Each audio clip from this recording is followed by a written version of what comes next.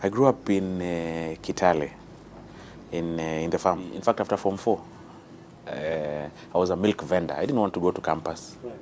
So I went to, there's a place called Cherangani, where they were selling milk at 5 bob. I would go there, bwana. I get milk at 5 bob with my bike. Started with like 10 liters, go to town, sell it at 10 bob a cup. Before I knew it, I was making like 100K a month. And I was asking my dad, why do I need to go to campus, man? I'm rich, you know. And the business had really caught up. He even gave me his motorbike. Okay. You know, I love motorbikes now. I mean, we grew up with motorbikes. He's always been riding. Yes. So now I have my 1000cc BMW that I enjoy out of that, just taking it from my dad. So I used to use the motorbike to go buy milk in Cherangani. So I'll carry hundreds of liters and take to town. By the time I was being forced to go to campus, I think I was making 200K per month. Why do I need to go to Campo? But today I look back, Dad was right. It's always good to probably have that education. You don't know what tomorrow holds, or if there's a milk glut in the market and you're thrown out of business, but you don't have a, you know, something like a fallback plan. So I went to campus at the University of Nairobi, where I normally say I graduated with 2 degrees, Bachelor of Science in Mathematics, and my wife. I got my wife in the maths class. And now we've been married 11 years, 4 kids, 2 boys and 2 girls, all under 8. So I run a nursery school at home. In essence, every time after work, you have to give all the attention to the little ones. We met when we were on second year of campus, and we dated throughout campus. And after campus, finished campus in 2006. So in 2008 is when we got married, 2 years after campus. But after campus, we tarmacked together. It was so much fun. We would come to Uhuru Park, after sending CVs all over the place, Upper Hill, town. In fact, we normally joked that if wind came and blew the buildings, only our CVs would be flying all over the place, because it was really tarmacked. So she got a job a month before me. So we got married in 2008. Then we were on a serious honeymoon for about 4 years before we started having a nursery. So we probably needed that to bond much more, because I think that, for me, that period that we were just the 2 of us is what really, I can say, cemented who we are today. I think it's a fantastic thing to do. And I would encourage any young man to actually do it early. You get grounded early in life. I remember by the time I was getting my first job, we even had a joint account from ab initio, and it's been joint account ever since, to date, right? And we've always asked ourselves, how do we grow, how do we plan even our retirement from the day one, you know, so that we enjoy life. Wow, that's a tough one. I must say it's a tough one. So, one thing, I've read biographies of people who've made it in life, and their biggest regret is that they didn't give much to their children or their family, you know. I don't want to be that person. So for me, my priority is my family. And I would tell my prospective employer, I would tell anyone. So that's why even I take, say, sometimes having to work on Saturday with a pinch of salt, because that's when my Kimberly needs to go swimming and you know, having fun and bond with me. Because sometimes you come late from work and they've already slept. Though most of the times I would want to be there at the dinner table so that we take dinner together and go. Is it easy juggling, especially given that you're in the FMCG world where competition is crazy and you need to always think of strategies to grow, you have to travel outside town. It's not easy, but as long as I know the priority for me is family, I'll always make time for family. Yeah, and that's important. And my kids, I don't know, when we were growing up, we didn't ask questions to our parents, eh? But somehow, man, my son would be like, Dad, I've not seen you for 2 days. Where have you been? You know? So they also keep me in check by themselves. And one thing I probably need to mention is I had a stint of my career in a country called Gabon. And that was for 3.5 years with Airtel Gabon. I can say that from a career perspective, it was actually good for me in terms of growth. But my family was here because of our family business that my wife runs. That was a tricky part because I would really miss these guys. Eh? And I actually vowed that I would never do that again. As soon as I came back and joined IPS, I knew from here onwards, if I have to move to any other country, I'll move with them. And so I've tried to even do the system of education to be such that they can move to, and adopt to whichever country they move into. So for me, I wouldn't want fear to be the driver. It's more from a responsibility angle that I would want them to adopt, to know that either this is wrong to do, or this is right. It's and not the fact that you know that you're gonna be beaten. You see, I look at how, say for example me, when I drive, you see police, even before you do anything, you're just panicking because there's that element of fear. But I don't want it to be, I'm doing something because I have to belt up because police will catch me.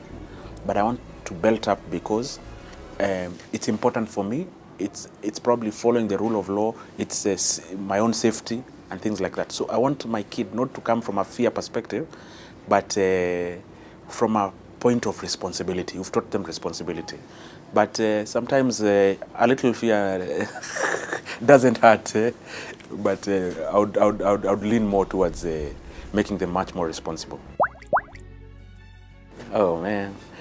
Okay, so I've done those tests. They are called what? This HR metric tests that they do, whether to know whether you are thinking with your head, heart. So I have to do a balance of the two. I know I'm a heart guy. Like you've just pointed, I don't know, you must be very good in reading people. I know I'm a heart guy, and I think it's very important for every leader to actually lead both by heart and by head.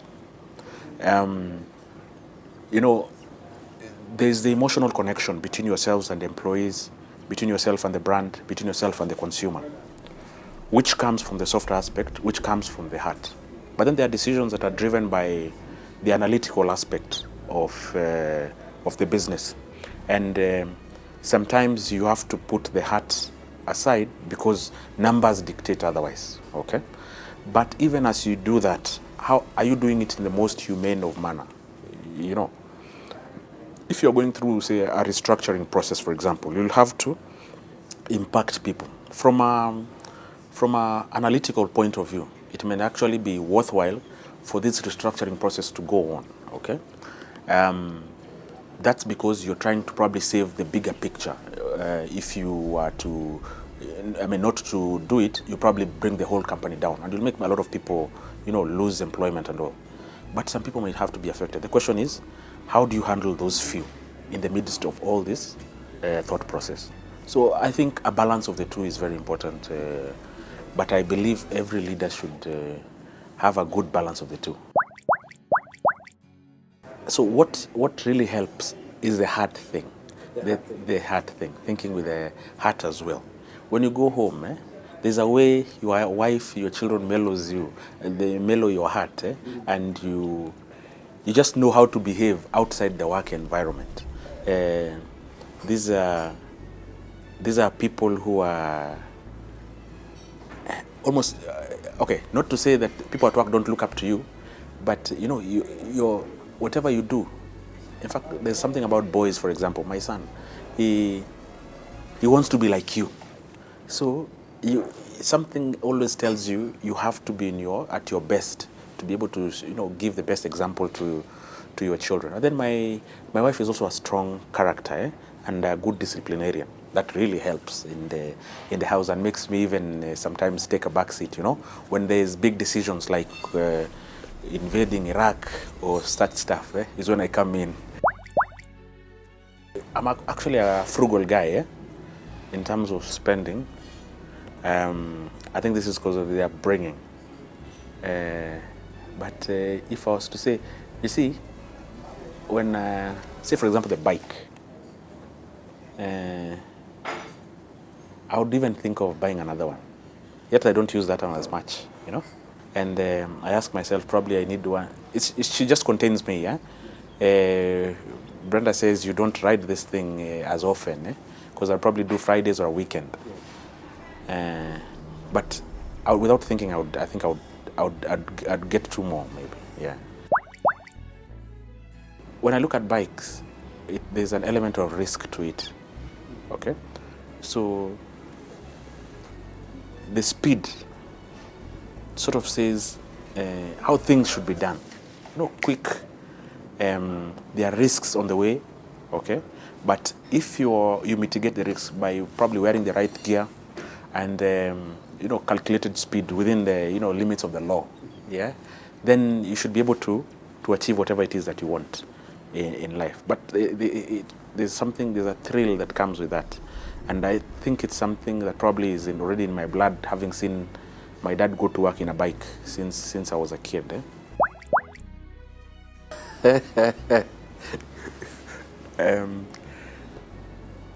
Yes and no.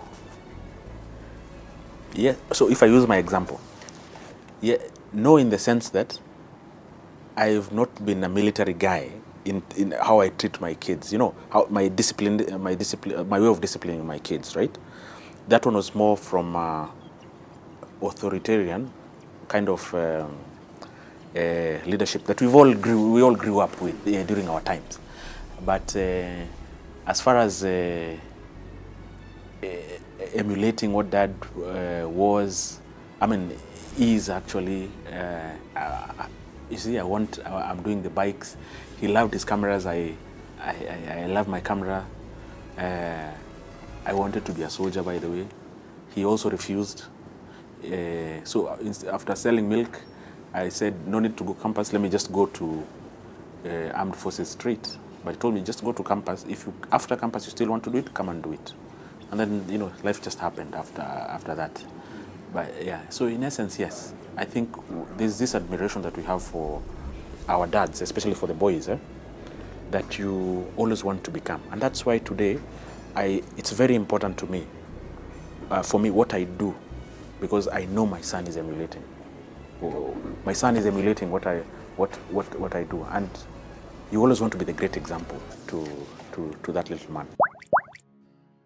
I wish everyone did their job, so that they don't make you have to make very hard decisions.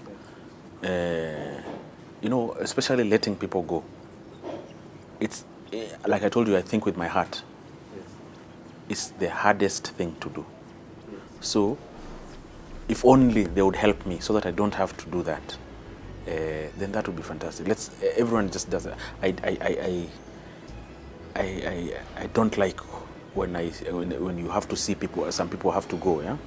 But sometimes it has to be done, because when it's all said and done, you have to lead a performance-driven culture within the organization. You give people chances. You take them on performance improvement plans. Some turn around, which is very good, but then some actually make you have to take the hard decisions. But then there's implications of family and all these things. It's never easy, but it has to be done. It would probably go back to after my second year in Gabon, being when I would think that my daughter and my son, but then I think I only had 2 children, are growing up without me. And every other time, my wife would send me a video of Kimberly starting to walk. I missed that milestone. First word or something, I missed that milestone. And that's why, in fact, I think the biggest one is when my third born was born. So when all my kids, when they were born, I've been in the delivery room. together with holding my wife's hand. But I missed Karen's, the third girl, the third born, second born girl. I had just flown from Gabon through Rwanda, and while I was in Rwanda, an hour to Nairobi, my wife tells me, I think the baby is coming. And I'm like, oh man, you have to wait for me. Then I land at JKIA about 7 p.m. and Karen was born.